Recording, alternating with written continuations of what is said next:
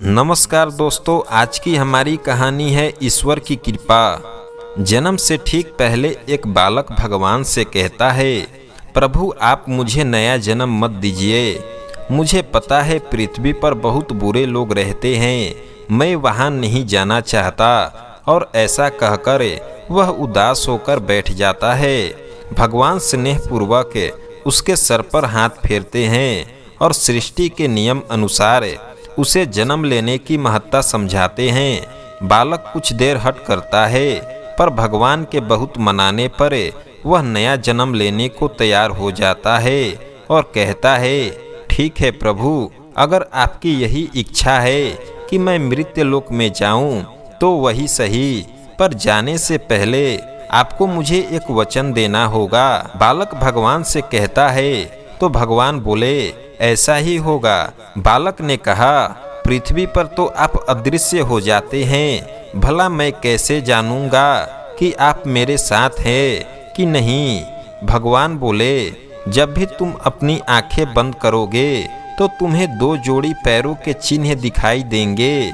उन्हें देखकर समझ जाना कि मैं तुम्हारे साथ हूँ। फिर कुछ ही क्षणों में बालक का जन्म हो जाता है।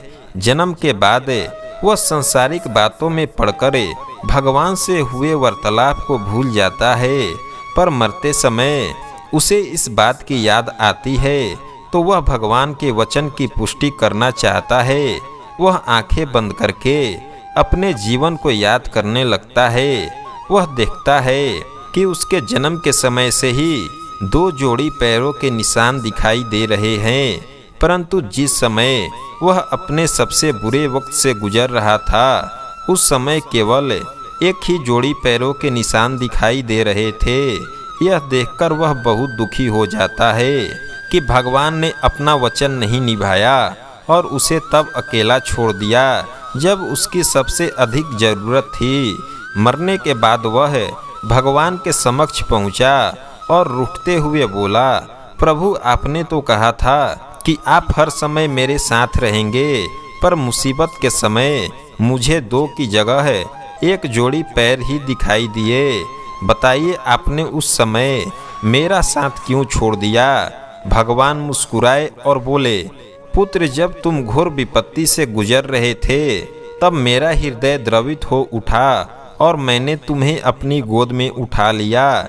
इसलिए उस समय तुम्हें सिर्फ मेरे पैरों के चिन्ह दिखाई पड़ रहे थे। दोस्तों, बहुत बार हमारे जीवन में बुरा वक्त आता है।